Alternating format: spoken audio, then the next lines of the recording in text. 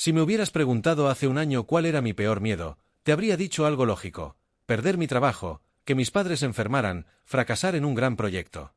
Nunca habría imaginado que mi peor miedo iba a ser otro: escuchar a la mujer que decía amarme gritar, con un micrófono en la mano, que ni siquiera puedo ser padre, mientras todos alrededor se reían como si fuera el mejor chiste de la noche.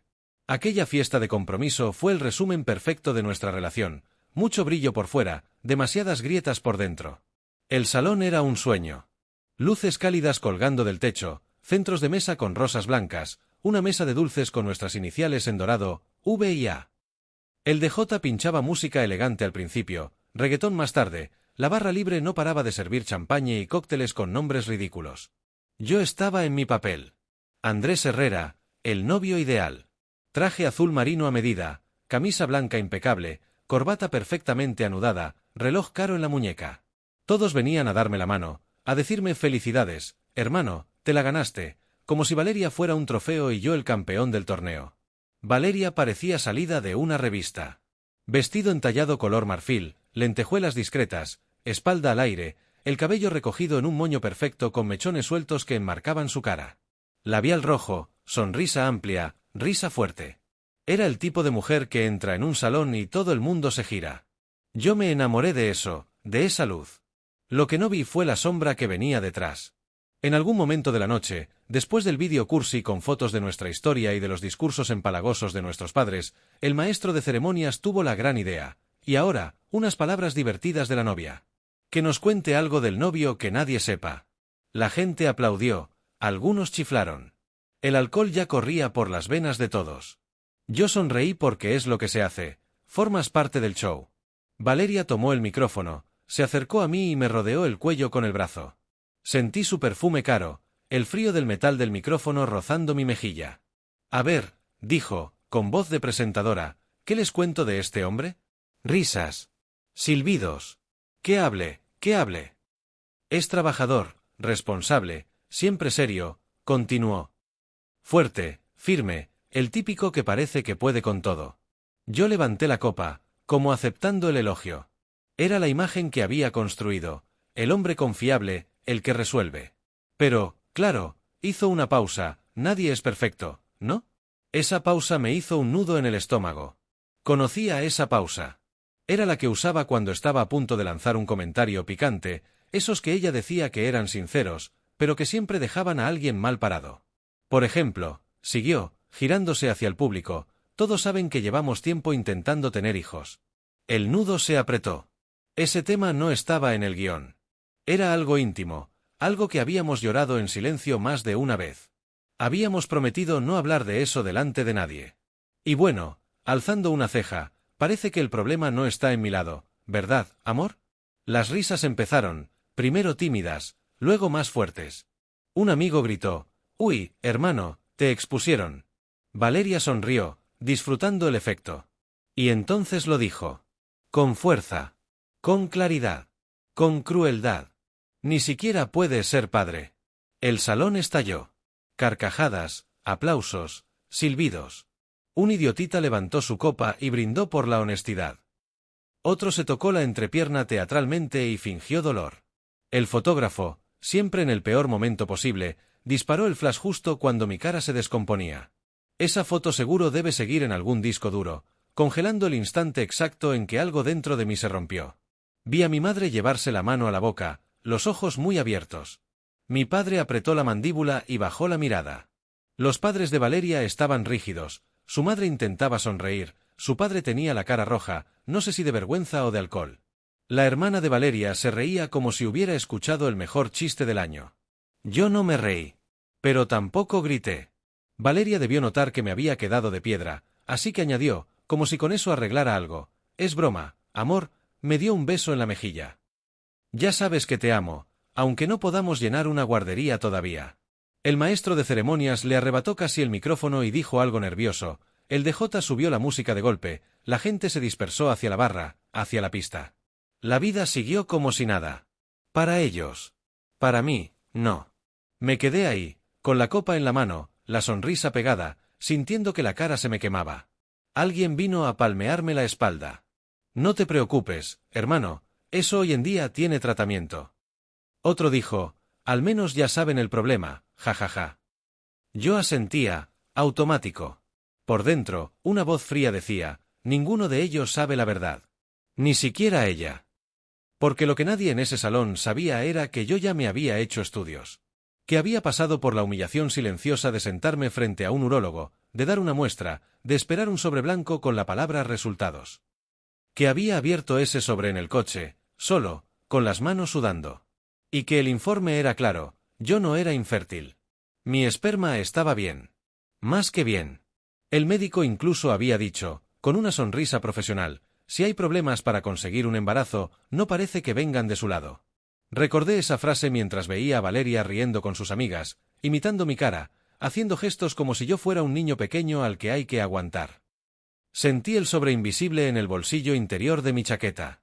Lo llevaba ahí, cerca del pecho, como si fuera una segunda piel. Pude haberlo sacado en ese momento, delante de todos. Pude haber pedido el micrófono, abrir el sobre y leer en voz alta cada número, cada parámetro.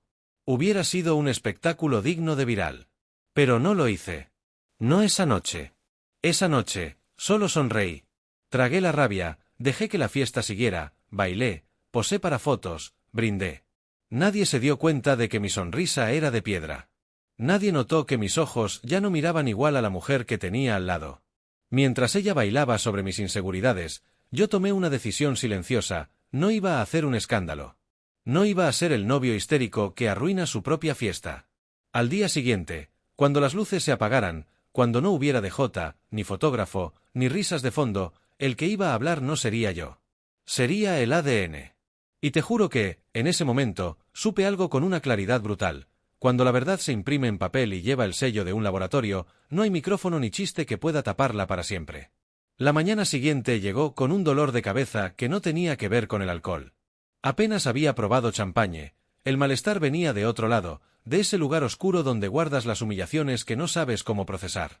Nos habíamos quedado en una suite del hotel, parte del paquete noche de ensueño para los novios que su madre había insistido en pagar. Las cortinas gruesas bloqueaban la luz, pero yo ya llevaba 2 horas despierto, mirando el techo, contando las veces que había escuchado esa frase en mi cabeza, ni siquiera puede ser padre. Valeria dormía como si nada. Boca abajo, con el maquillaje corrido manchando la almohada de seda, el pelo hecho un nido de pájaros. El vestido caro estaba tirado en una silla como un trapo cualquiera. El collar de perlas que tanto presumió descansaba en el suelo, junto a un zapato de tacón. Me levanté sin hacer ruido, aunque una parte de mí quería tirar algo, hacer un escándalo, despertarla a gritos. Pero no era mi estilo. Nunca lo había sido. Fui al baño. Cerré la puerta con seguro. Me miré al espejo y casi no me reconocí.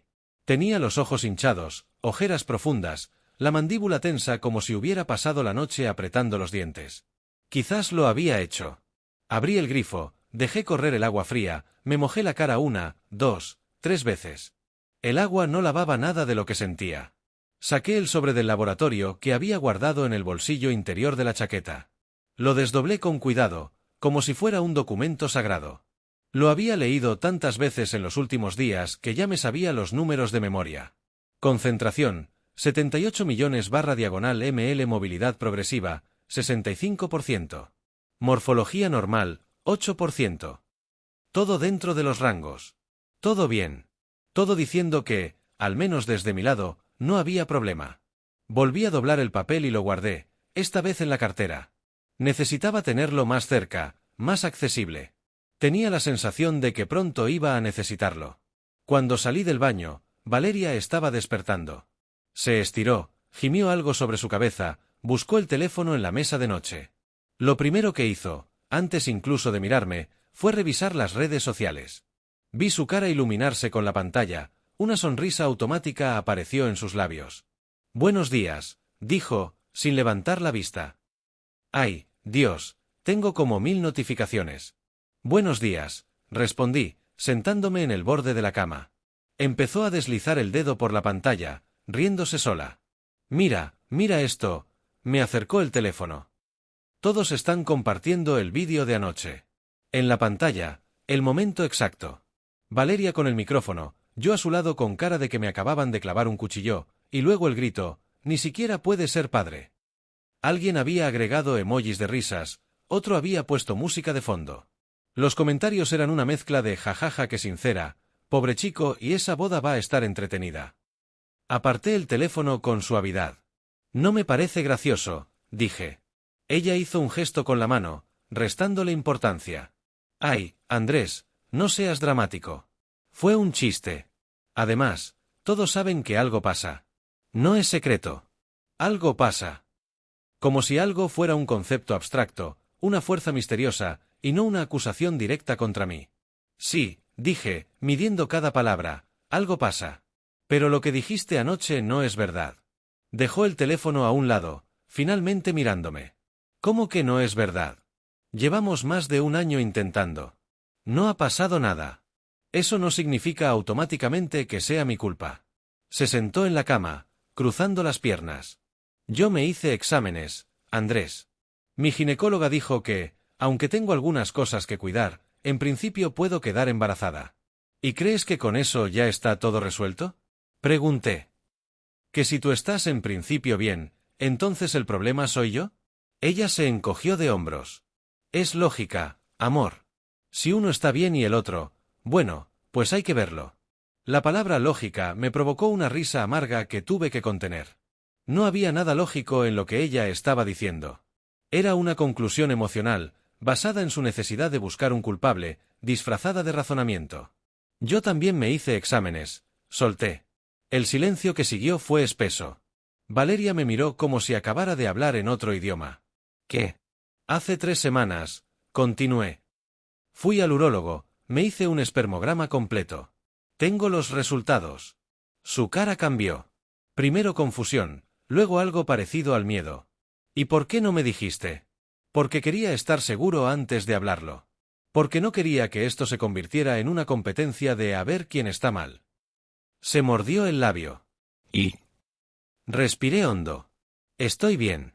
Mis resultados están dentro de lo normal. Si hay un problema, no viene de mi lado. La vi procesar la información. Vi cómo su cara pasaba por varias emociones: sorpresa, alivio, confusión y, finalmente, algo que parecía molestia. Bueno, dijo, con un tono extraño, eso no significa que yo esté mal tampoco. A lo mejor es otra cosa. Estrés, timín, yo qué sé. Estoy de acuerdo, respondí. Puede ser muchas cosas. Pero lo que no puede ser es que tú me señales públicamente como el problema sin tener ni idea. Se levantó de la cama, molesta. ¿Ahora resulta que soy la mala por hacer un comentario? No fue un comentario, Valeria. Fue una declaración. Con micrófono. Delante de toda nuestra gente. Estaba nerviosa. Alzó la voz. Había bebido, la gente me estaba presionando para que dijera algo gracioso, ¿y lo primero gracioso que se te ocurrió fue exponerme? Se cruzó de brazos, a la defensiva. No fue para tanto. Para ti no, respondí, sintiendo como la rabia empezaba a hervir. Porque no eras tú la que estaba ahí, de pie, escuchando cómo todos se reían de tu cuerpo, de tu hombría, de algo tan íntimo como no poder tener hijos. Ay, por favor, no exageres. Los hombres siempre son tan sensibles con estas cosas. Esa frase fue la gota. No la última, pero sí una importante. ¿Sabes qué? Dije, levantándome. Tienes razón en algo. Soy sensible. Soy sensible cuando la persona que supuestamente me ama decide usar mi vulnerabilidad como entretenimiento. Ella rodó los ojos. Ahora vas a hacer un drama. Ya lo veo venir. No voy a hacer ningún drama, dije, con una calma que me sorprendió. Solo te voy a pedir una cosa, hoy vamos a almorzar con tus padres, ¿verdad? Asintió, desconfiada. Sí, quieren hablar de la boda, de fechas. Perfecto, interrumpí. Ahí voy a llevar mi informe. Y vamos a aclarar, delante de ellos, lo que realmente está pasando. Su cara se puso pálida. No puedes hacer eso. Mis padres van a... ¿Van a qué? Pregunté. ¿A saber la verdad? ¿A darse cuenta de que su hija me difamó públicamente sin tener datos? Andrés, por favor, su voz cambió, ahora más suave, casi suplicante. No hagas esto. Podemos hablarlo nosotros dos. No metas a mi familia. Tú metiste a 100 personas anoche, respondí.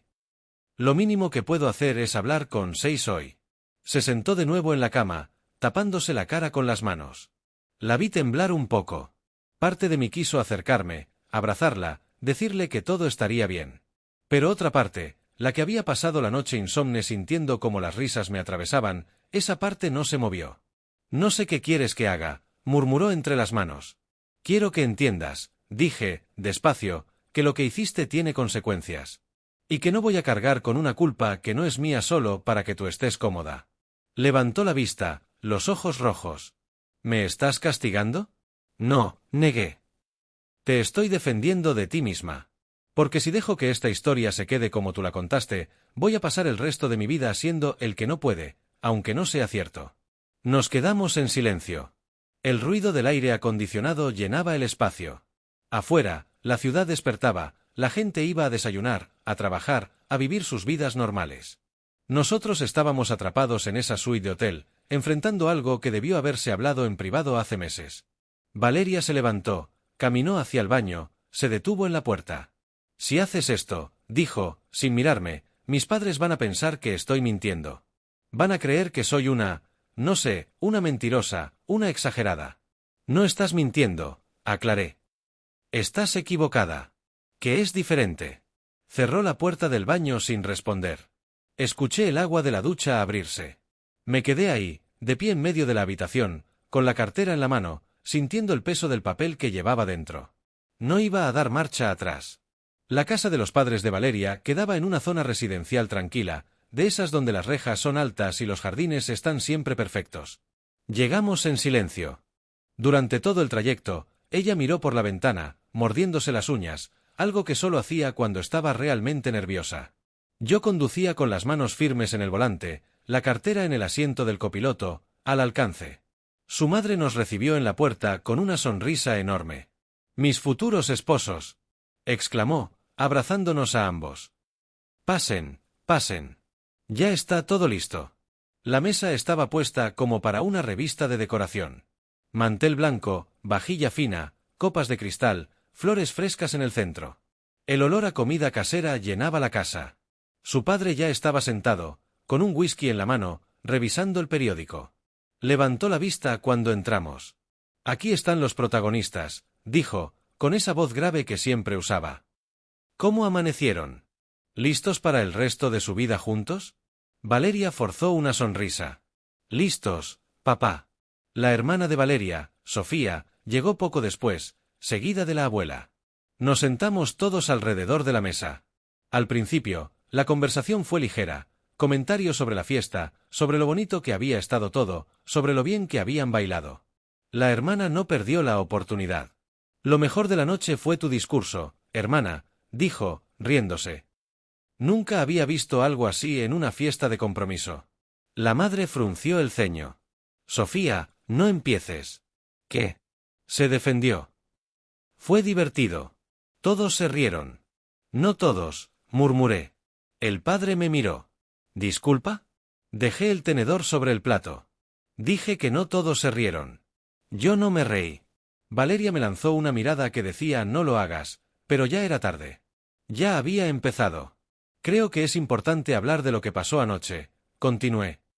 «Porque hay algo que todos escucharon, pero que no todos saben que no es verdad». La madre dejó la cuchara en el plato. El padre se inclinó hacia adelante, atento. La abuela se ajustó los lentes. Sofía dejó de sonreír. «Andrés», empezó Valeria, con voz temblorosa. «Anoche», seguí, «delante de 100 personas, se dijo que yo ni siquiera puedo ser padre. Que el problema de que no tengamos hijos es mío». El padre carraspeó. «Bueno, hijo, estas cosas pasan. No tienes que sentirte». «No es verdad», lo interrumpí. «Silencio». Saqué la cartera del bolsillo interior de mi chaqueta. La puse sobre la mesa. Todos la miraron como si acabara de poner una bomba. «Hace 3 semanas me hice estudios completos de fertilidad», expliqué, con voz calmada. «Espermograma, análisis hormonal, todo. Tengo los resultados aquí». Valeria cerró los ojos. «Andrés, por favor». Abrí la cartera, saqué el sobre, lo desdoblé. Mis manos temblaban ligeramente, pero mi voz salió firme. Concentración espermática, 78 millones por mililitro. Rango normal, 15 millones en adelante. Movilidad progresiva, 65%. Rango normal, 40% en adelante. Morfología, dentro de parámetros aceptables. Leí cada número, cada término médico, con la misma precisión con la que leía informes financieros en el trabajo.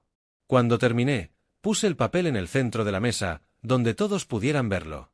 Esto significa, dije, mirando a Valeria, que, al menos según la ciencia, el problema no está en mi lado. La madre se llevó la mano a la boca. El padre dejó el vaso con un golpe seco. Sofía abrió los ojos como platos. La abuela tomó el papel con manos temblorosas y se puso a leerlo con atención. Valeria tenía la cara roja, los ojos brillando de rabia y vergüenza. Esto es un ataque, dijo, con voz quebrada. Me estás exponiendo delante de mi familia. Te estoy defendiendo, repliqué. De la historia que tú creaste. De la narrativa en la que yo soy el problema y tú eres la víctima. El padre habló, con voz seria. Valeria, ¿tú sabías esto? Ella negó con la cabeza. Me lo dijo esta mañana. No tenía idea. Entonces, intervino la madre, ¿por qué dijiste anoche? Porque llevo más de un año intentando quedar embarazada y no pasa nada, explotó Valeria. Porque estoy cansada, frustrada, porque todo el mundo me pregunta cuándo voy a ser madre y yo no sé qué responder. Porque necesitaba. Se detuvo. Todos la mirábamos. ¿Necesitabas qué? Preguntó la abuela, con suavidad. Necesitaba que no fuera mi culpa, susurró. Ahí estaba. La verdad debajo de todo. No se trataba de mí, ni de los hijos, ni de los exámenes. Se trataba de su miedo a ser señalada. A no cumplir con las expectativas. A ser ella la defectuosa. Nadie está diciendo que sea tu culpa, dijo el padre. Pero tampoco puedes decir que es la de él sin saberlo. Exacto, añadió la madre. Hija, lo que hiciste anoche fue cruel. Valeria se levantó bruscamente, tirando la servilleta. ¿Ahora todos están de su lado? ¿En serio? No se trata de lados, dijo la abuela. Se trata de la verdad. La verdad es que no tengo hijos, gritó Valeria. Y esa es mi verdad, aunque los papeles de él digan otra cosa. Salió del comedor dando un portazo. El ruido resonó en toda la casa. Nadie se movió durante unos segundos. Luego, la madre se levantó para ir tras ella, pero el padre le puso una mano en el brazo. Déjala, dijo. Necesita calmarse. Se giró hacia mí.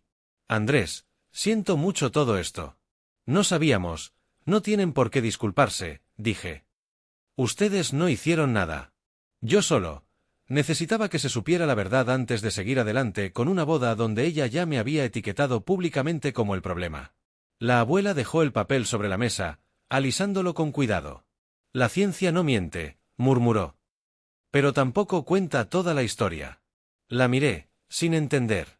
A veces, continuó, el problema no está en los cuerpos. Está en cómo nos tratamos. Y si empiezas un matrimonio así, con humillaciones, con culpas, no importa cuántos hijos tengas. Ya perdiste lo importante. Sus palabras me calaron hondo. No respondí. No sabía qué decir. El almuerzo terminó en silencio incómodo. Comimos poco, hablamos menos. Valeria no volvió al comedor. Cuando me levanté para irme, la madre me acompañó hasta la puerta. ¿Van a estar bien?, preguntó, preocupada. No lo sé, respondí con honestidad. Pero no voy a mentir para que todo parezca perfecto. Asintió, con los ojos húmedos. Eso te hace un buen hombre. Salí de esa casa con el sobre de vuelta en mi cartera. El papel había cumplido su propósito, poner la verdad sobre la mesa. Pero ahora venía la parte difícil. Decidir si quería casarme con alguien que había necesitado que le demostraran conciencia lo que debería haber creído por amor. Valeria no volvió al hotel esa noche. Me escribió un mensaje frío. Me quedé en casa de mis padres. Necesito espacio. Yo respondí con un simple ok. No tenía energía para más. Me senté en el sillón de la suite con una cerveza que no quería realmente beber. La habitación seguía oliendo a su perfume, el vestido aún colgaba de la silla, sus cosas desperdigadas por todas partes. Era como estar rodeado de los restos de algo que ya había empezado a pudrirse mucho antes de que yo me diera cuenta. Abrí el teléfono. Los mensajes no paraban de llegar. Amigos preguntando qué había pasado, si estábamos bien, si la boda seguía en pie. Algunos con más tacto que otros. Bro, vi el vídeo, Todo bien.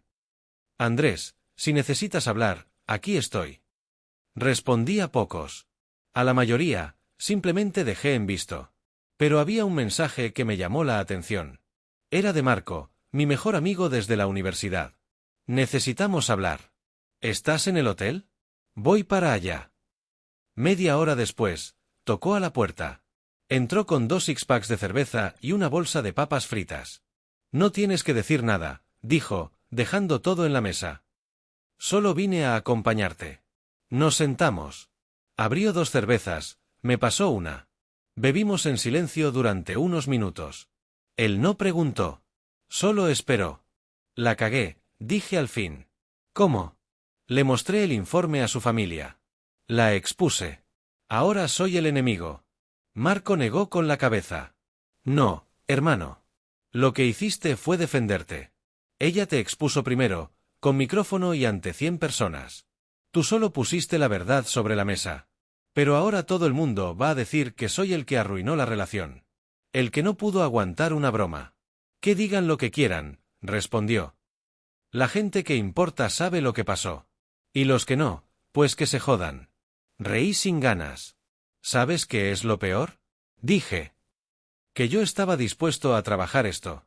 A ir juntos a terapia de pareja, a buscar especialistas en fertilidad, a lo que fuera.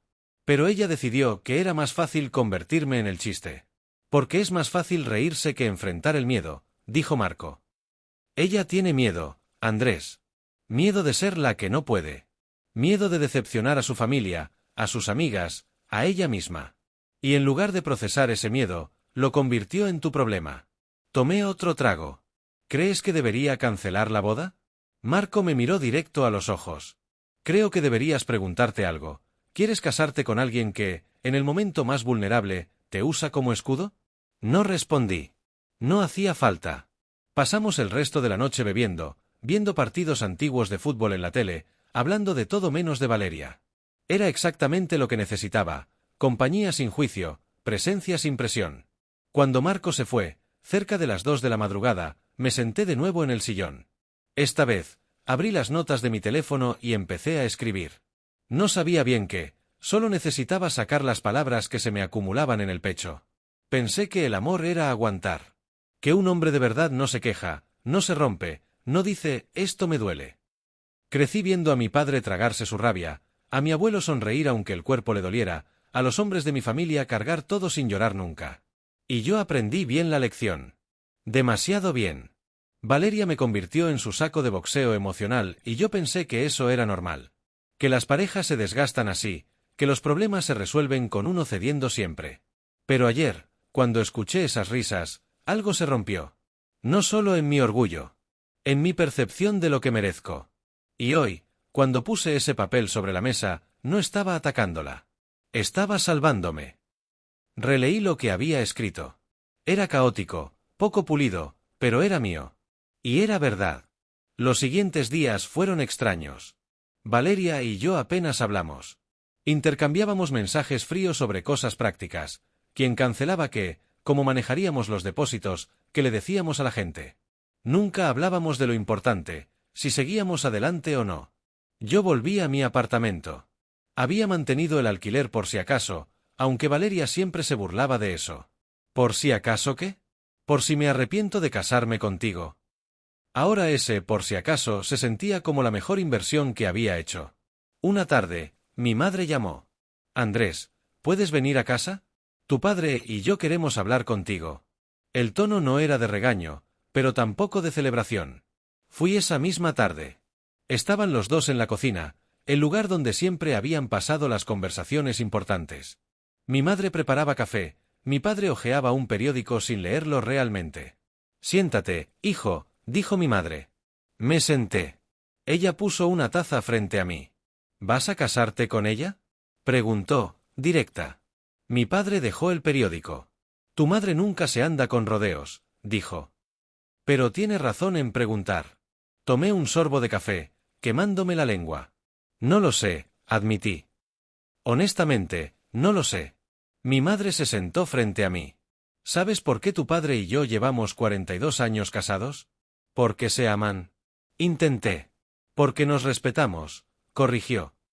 El amor es lindo, hijo, pero el respeto es lo que sostiene un matrimonio cuando el amor se pone difícil. Y lo que esa muchacha hizo, eso no es respeto. Mi padre asintió. Yo nunca he sido de muchas palabras, dijo. Pero déjame decirte algo, he visto cómo te trata. Hace tiempo que lo veo. Siempre con comentarios, siempre dejándote en ridículo en broma, siempre poniéndote en una posición donde tienes que defenderte o reírte de ti mismo. Papá, déjame terminar, me interrumpió. Pensé que era cosa mía, que tal vez yo era de otra generación y no entendía el humor de ahora. Pero cuando vi lo que hizo en esa fiesta, ahí supe que no era humor. Era crueldad. Y la crueldad disfrazada de broma sigue siendo crueldad. Mi madre le puso una mano en el brazo, luego me miró. ¿Te ves a ti mismo dentro de 10 años con ella? Preguntó. No en una foto bonita, no en las vacaciones perfectas, sino en un martes cualquiera, cansado del trabajo, con problemas de dinero o de salud, cuando la vida se pone dura. ¿La ves a tu lado sosteniéndote? ¿O la ves buscando a quién culpar? La pregunta me golpeó. Cerré los ojos e intenté imaginar esa escena. Yo, a los 40, cansado, preocupado. Valeria, ¿qué haría Valeria? ¿Me abrazaría? ¿Me diría que íbamos a resolverlo juntos? ¿O me recordaría cada error, cada falla, cada cosa en la que no fui suficiente? Abrí los ojos. La veo echándome la culpa, dije, con voz ronca.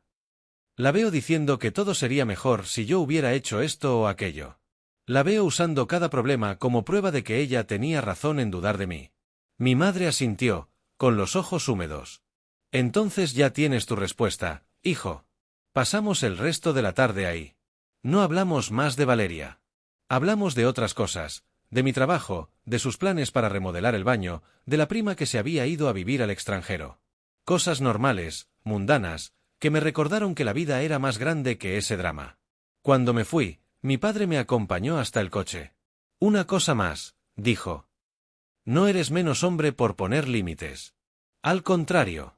Dejar que alguien te pisotee no es ser fuerte. Es ser tonto. Me abrazó. No era de abrazos, mi padre. Eso me dijo todo lo que necesitaba saber. Esa noche, me senté frente a la computadora. Abrí un documento en blanco y empecé a escribir un mensaje. Lo borré.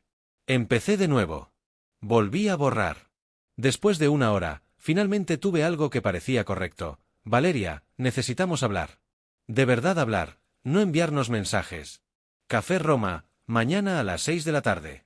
Solo nosotros dos. Sin padres, sin amigos, sin pantallas. Solo tú y yo, siendo honestos por una vez. Lo leí 3 veces. Le di enviar antes de arrepentirme. La respuesta llegó 20 minutos después. Está bien. Pero si vas a terminar conmigo, al menos ten el valor de decirlo ya. No respondí. Si iba a terminar o no, si iba a cancelar la boda o intentar salvarla, necesitaba verla a la cara. Necesitaba escuchar lo que ella realmente sentía, más allá de la rabia y la defensa. Esa noche no dormí bien. Soñé con la fiesta. Una y otra vez. En algunos sueños, yo tomaba el micrófono y leía el informe ahí mismo, delante de todos, mientras Valeria lloraba. En otros, me quedaba callado para siempre, y 50 años después seguía siendo el esposo infértil aunque no lo fuera. Me desperté sudando, con el corazón acelerado. Miré el reloj. 5 de la mañana. No tenía sentido intentar volver a dormir. Me levanté, me di una ducha larga, preparé café, me senté en el balcón a ver amanecer. La ciudad se despertaba lentamente. Gente saliendo a correr, perros siendo paseados, panaderos abriendo sus locales. Todo seguía su curso normal, ajeno a mi drama personal. Y había algo reconfortante en eso.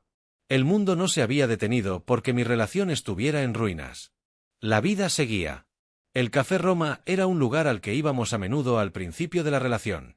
Pequeño, con mesas de madera oscura, luz tenue, música suave de fondo. Un lugar para conversaciones importantes. Llegué 10 minutos antes, como siempre. Pedí un café solo. No podía comer nada, tenía el estómago hecho un nudo. Valeria llegó puntual. Llevaba jeans, una blusa sencilla, el pelo recogido en una cola. Sin maquillaje, o al menos no tanto como normalmente. Se veía cansada. Más real, menos producida. Se sentó frente a mí sin saludar. Pidió un té. Bueno, dijo, cruzando los brazos. Aquí estoy. ¿Qué querías decir? Quiero saber si todavía quieres casarte conmigo, dije directo. Ella parpadeó, sorprendida por la pregunta. ¿Yo? Tú eres el que anda con tu informe, exponiendo a tu prometida. Responde la pregunta, la interrumpí. ¿Quieres casarte conmigo? ¿De verdad? ¿O quieres casarte con la idea de una boda, de una familia, de una vida que imaginaste? Se quedó callada. Bebió un sorbo de té. Las dos cosas pueden ser ciertas, dijo al fin. No, negué. No pueden. Porque si me quieres a mí, no puedes tratarme como lo hiciste en esa fiesta. No puedes decir que me amas y luego usar mi miedo más profundo como punchline. Fue un error, dijo, con voz más suave. Ya lo sé. Ya lo admití. ¿Lo admitiste? Pregunté. ¿Cuándo? Porque lo que yo escuché fue no seas dramático, fue solo una broma, estás exagerando. Lo siento, dijo, y por primera vez, su voz sonó genuina. Lo siento, Andrés. Me dejé llevar. Tenía miedo, estaba frustrada, y en lugar de hablarlo contigo, lo convertí en un show. ¿Por qué? Pregunté. ¿Por qué sentiste que tenías que hacer eso? Se encogió de hombros, mirando su taza. Porque si yo era el problema, entonces todos me verían como la defectuosa. La que no puede. Y no podía soportarlo. Entonces preferiste que yo fuera el defectuoso. Asintió, con los ojos llenándose de lágrimas. Sí. Y estuvo mal. Lo sé. Nos quedamos en silencio. El café seguía su ritmo normal, gente entrando, pidiendo, saliendo. Ajenos a que, en esa mesa del rincón, se estaba decidiendo el futuro de una relación. ¿Tú quieres casarte conmigo? Preguntó ella, devolviéndome la pregunta. Lo pensé. De verdad lo pensé. Quiero casarme con alguien que me vea como su equipo, no como su enemigo, dije. Quiero casarme con alguien que, cuando la vida se ponga difícil, tome mi mano en lugar de buscar un culpable. Yo puedo ser esa persona, dijo rápido. ¿Puedes? Pregunté. ¿O crees que puedes porque ahora te enfrentas a perder la boda? Se quedó callada. Esa era la pregunta real. La que importaba. No lo sé, admitió finalmente. Honestamente, no lo sé. Sé que quiero cambiar. Sé que no quiero perderte. Pero no sé si puedo prometer que nunca voy a volver a cagarla. Aprecié la honestidad. Era más de lo que me había dado en meses. Yo tampoco puedo prometer ser perfecto, dije. Pero puedo prometer que nunca voy a usar tus miedos contra ti. Que nunca voy a pararme frente a la gente que te importa y exponerte de la forma en que tú me expusiste a mí. Ella asintió, limpiándose las lágrimas con el dorso de la mano. ¿Entonces qué hacemos? Preguntó. ¿Cancelamos? ¿Posponemos? ¿Seguimos adelante como si nada? No podemos seguir como si nada, dije. Porque no es nada. Es todo. Es la base sobre la que íbamos a construir una vida. ¿Y esa base ya no existe? La miré. Vi a la mujer que había amado, que aún amaba en cierta forma. Pero también vi a la mujer que me había humillado, que había elegido la risa fácil sobre mi dignidad. La base tiene grietas, dije. Grietas enormes. Y no sé si podemos repararlas a tiempo para una boda en 3 meses. Valeria cerró los ojos.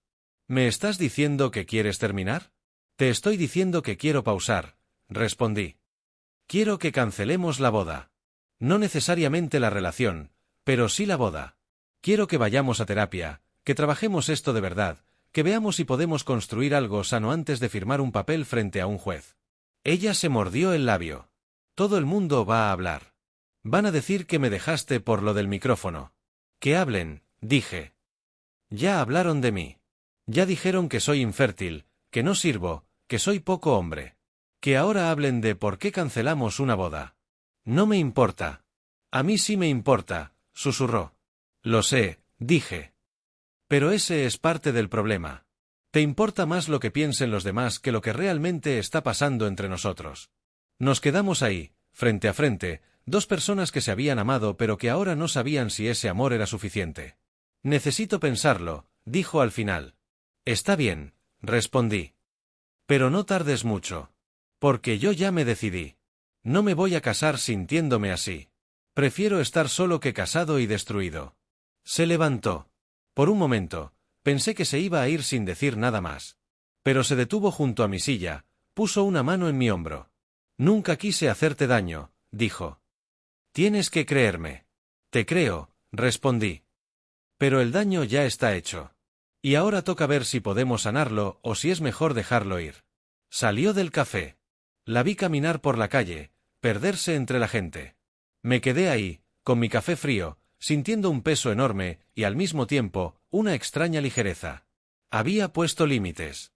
Había dicho lo que necesitaba. Y si eso significaba perderla, entonces tal vez nunca había sido mía para empezar. Los días siguientes fueron un limbo. Valeria no respondió. Yo tampoco insistí.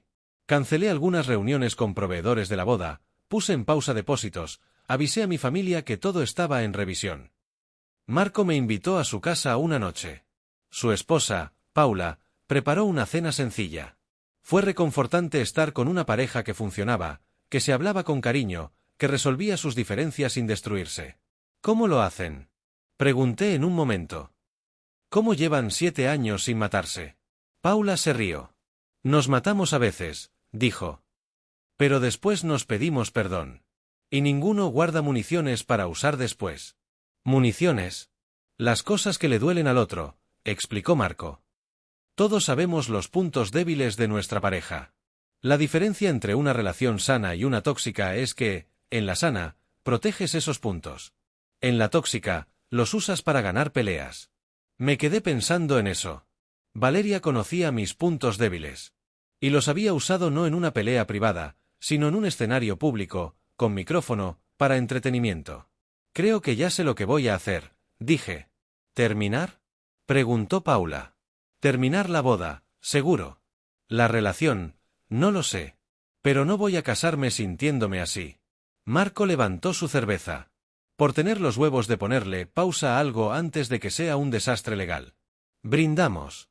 Esa noche, al llegar a mi apartamento, encontré un mensaje de Valeria. Tienes razón en todo. Cancelemos la boda. Pero no terminemos. Dame una oportunidad de demostrarte que puedo ser mejor. Leí el mensaje varias veces. Había sinceridad ahí. Había un reconocimiento de su error. Pero también había algo más.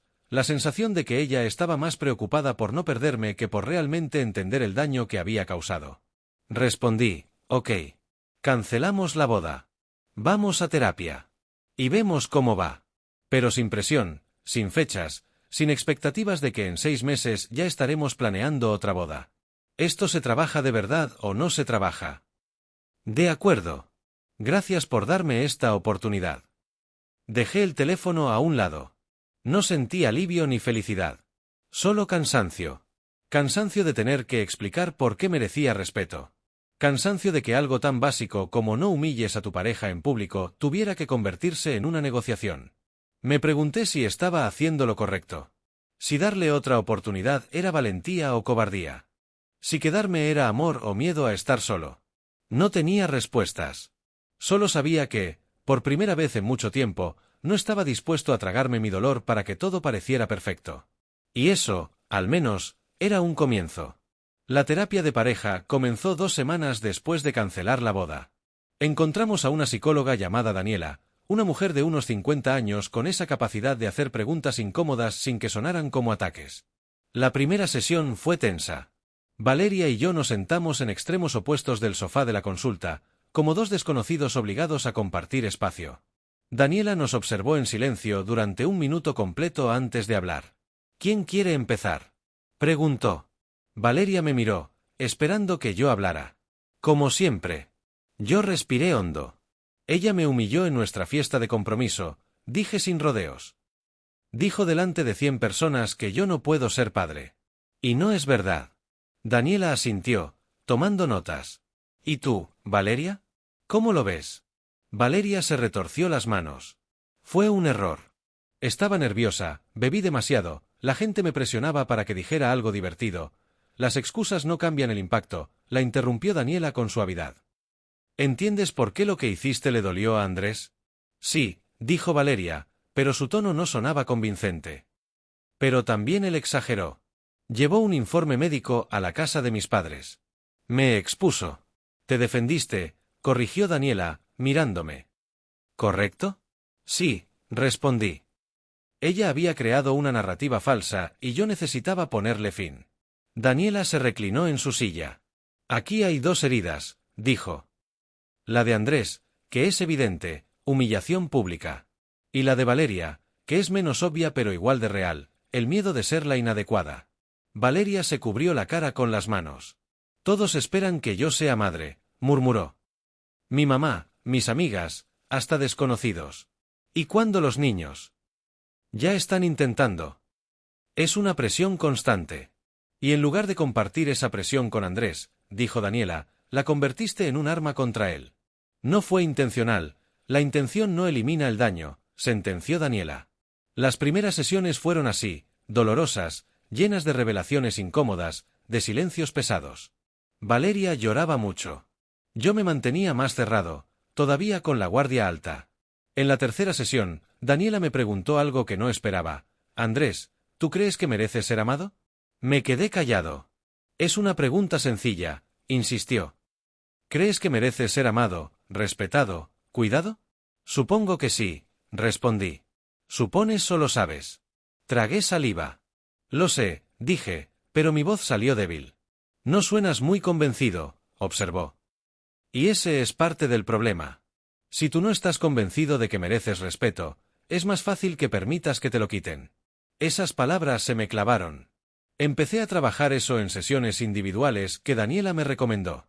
Había cosas en mí que necesitaba resolver solo, sin Valeria de testigo. En una de esas sesiones individuales, 3 semanas después, hablé de mi padre. De cómo crecí viéndolo tragarse todo, el cansancio, la frustración, las humillaciones de su jefe. Nunca se quejaba. Nunca decía, esto me duele. Era el hombre fuerte, el proveedor, el que aguantaba todo. Y tú aprendiste eso, dijo Daniela. Que los hombres de verdad no expresan dolor. Que aguantar es virtud. Sí, admití.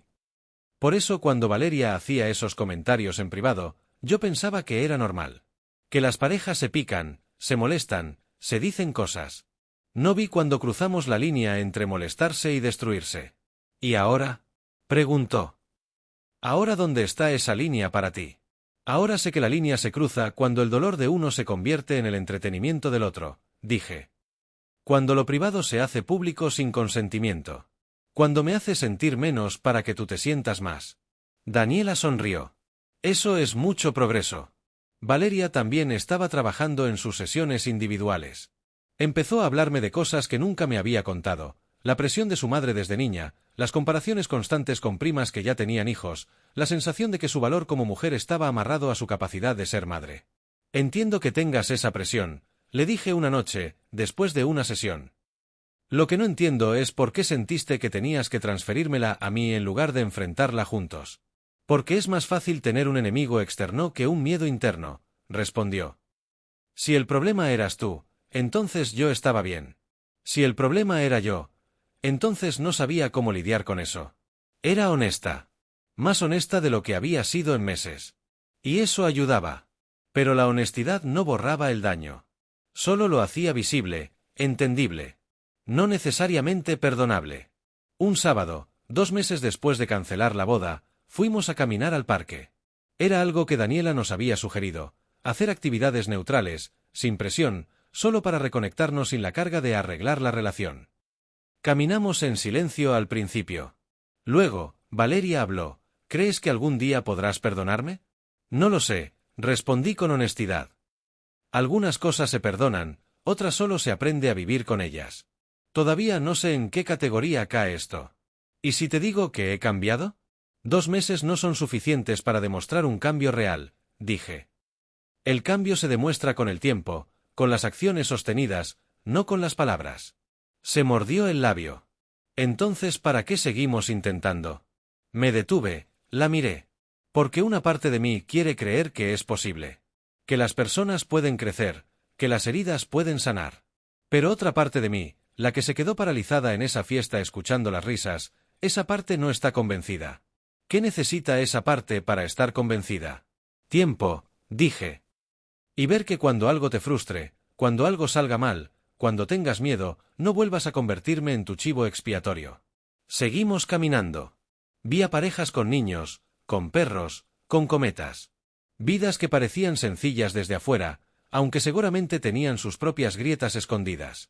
¿Todavía quieres tener hijos?, preguntó Valeria de repente. Sí, respondí. Pero ya no es lo más importante. Antes pensaba que tener hijos era lo que me haría completo como hombre. Ahora sé que lo que me hace completo es respetarme a mí mismo, casado o soltero, con hijos o sin ellos. Valeria asintió, pensativa. Yo también he estado pensando en eso. En que tal vez mi obsesión con tener hijos venía de querer cumplir un checklist más que de un deseo genuino de ser madre. ¿Y ahora? Ahora ya no estoy segura de que quiero, admitió. Solo sé que no quiero perderte. Pero no sé si eso es suficiente. Era la pregunta correcta. Y ninguno de los dos tenía la respuesta. En la siguiente sesión de pareja, Daniela nos hizo un ejercicio incómodo. Quiero que cada uno le diga al otro 5 cosas que necesita cambiar para que esta relación funcione, dijo. Sin filtro, sin miedo, con total honestidad. Valeria empezó, necesito que dejes de guardar resentimiento. Necesito que me perdones de verdad o me digas que no puedes. Necesito que confíes en mí otra vez. Necesito que veas mis cambios. Necesito que me des una oportunidad real, no una condicional. Daniela me miró. Tu turno. Respiré hondo. Necesito que nunca vuelvas a usar mis miedos contra mí. Necesito que cuando te sientas frustrada o asustada, me lo digas en lugar de atacarme. Necesito que entiendas que el respeto no es negociable, ni siquiera cuando estás borracha o nerviosa. Necesito que dejes de preocuparte más por lo que piensen los demás que por lo que está pasando entre nosotros. Y necesito ver que puedes hacer todo eso sin que yo tenga que recordártelo constantemente. Valeria se quedó callada, procesando mis palabras. ¿Crees que soy capaz de hacer todo eso?, preguntó, con voz pequeña. Quiero creerlo, dije. Pero todavía no lo sé. Daniela intervino. Las relaciones no se construyen sobre certezas. Se construyen sobre voluntad. La pregunta no es si son capaces de cambiar, sino si están dispuestos a hacer el esfuerzo día tras día, incluso cuando es incómodo. Yo estoy dispuesta, dijo Valeria. Yo también, dije. Pero necesito más que palabras. Necesito verlo. La prueba llegó 3 semanas después. Estábamos en una cena con amigos de Valeria, gente que había estado en la fiesta. En un momento, una de sus amigas, ya con varios tragos encima, hizo un comentario. ¿Y al final qué pasó con lo de los bebés? ¿Resolvieron quién era el que no funcionaba? Risas nerviosas. Todos nos miraron. Sentí que mi cuerpo se tensaba, preparándose para el golpe. Miré a Valeria, esperando. Ella dejó su copa en la mesa, miró a su amiga con seriedad. Ese es un tema privado entre Andrés y yo, dijo, con voz firme. Y no es material de chiste. La mesa se quedó en silencio. La amiga balbuceó una disculpa. Valeria tomó mi mano por debajo de la mesa, apretándola. No fue un gran gesto. No hubo un discurso heroico. Pero fue suficiente. Me defendió. Puso un límite. Eligió mi dignidad sobre la risa fácil. Cuando salimos de esa cena, en el estacionamiento, la abracé. Gracias, dije. No tienes que agradecerme por hacer lo que debí haber hecho desde el principio, respondió. Pero lo voy a seguir haciendo. Cada vez que sea necesario. Por primera vez en meses, sentí algo parecido a la esperanza. Pero la esperanza no lo cura todo. Unas semanas después, tuvimos una pelea fuerte. Yo había olvidado un evento importante para ella, una presentación de trabajo que le daba mucho estrés. Cuando le pedí disculpas, ella explotó. Siempre es lo mismo contigo. Siempre olvidando, siempre en tu mundo, siempre. Se detuvo. Vi en su cara el momento exacto en que se dio cuenta de que estaba cayendo en el patrón antiguo, buscar mis fallas para desviar la atención de su frustración. Perdón, dijo. Eso no es justo. Sí, me dolió que olvidaras, pero no es siempre. Y mi presentación salió bien de todas formas. Estoy desquitando mi estrés contigo y no está bien. Me quedé sorprendido. Estaba esperando una escalada, gritos, acusaciones.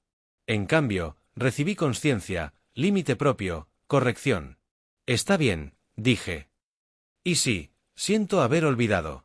Debí poner una alarma o algo. Lo haré la próxima vez. Nos sentamos en el sofá, en silencio.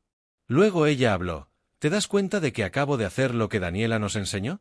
Sí, sonreí. Pausar, Reconocer el patrón, elegir distinto. Es agotador, admitió.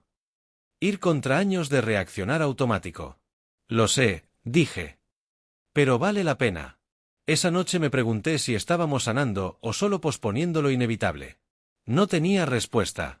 Solo sabía que cada pequeño cambio, cada momento de elegir distinto, era algo. 5 meses después de cancelar la boda, Daniela nos hizo una pregunta directa. ¿Qué quieren hacer? ¿Seguir trabajando en esto con miras a intentar de nuevo una boda en el futuro?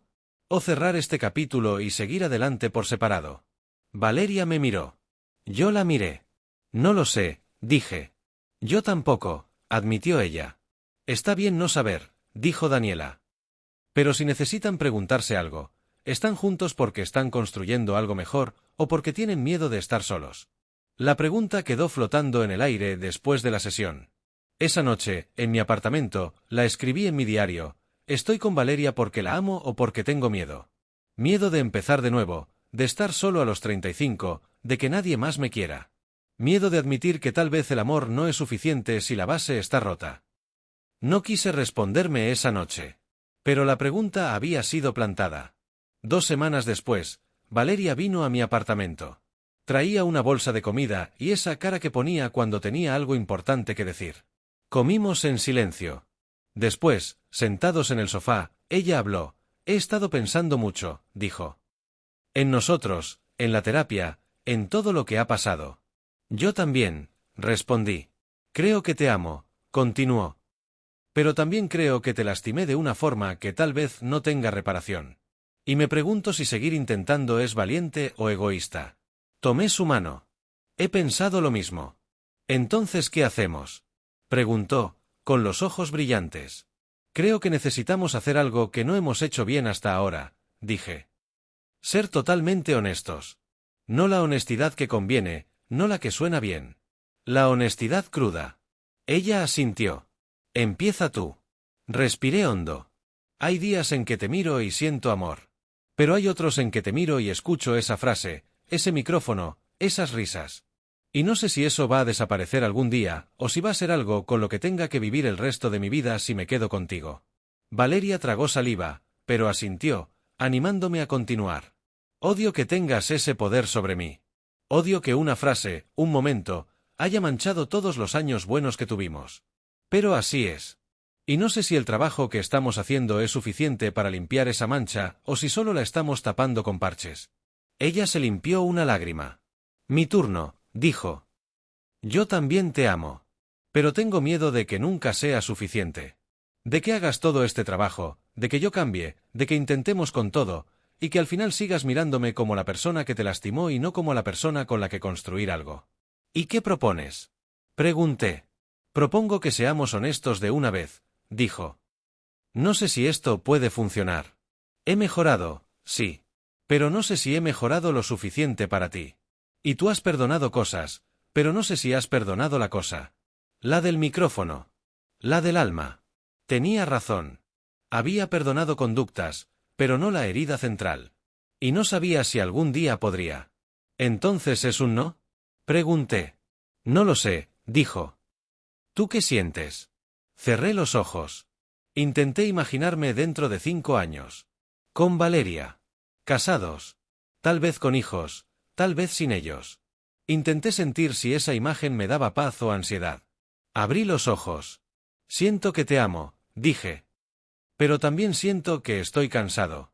Cansado de trabajar tan duro para algo que debería ser más natural. Cansado de preguntarme si cada cambio es real o temporal. Cansado de tener que explicar por qué merezco respeto. Valeria asintió, llorando ahora abiertamente. Yo también estoy cansada, admitió.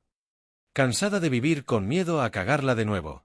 Cansada de sentir que cada día es un examen. Cansada de no saber si alguna vez seré suficiente para ti otra vez. Nos abrazamos. Fue un abrazo triste, de 2 personas que se querían pero que sabían que a veces el amor no alcanza. ¿Qué hacemos? Susurró ella contra mi pecho. Creo que dejamos ir, dije. Con amor, con respeto, pero dejamos ir. Se separó de mí, mirándome a los ojos. ¿Estás seguro? No, admití. Pero sé que no puedo pasar el resto de mi vida en este limbo.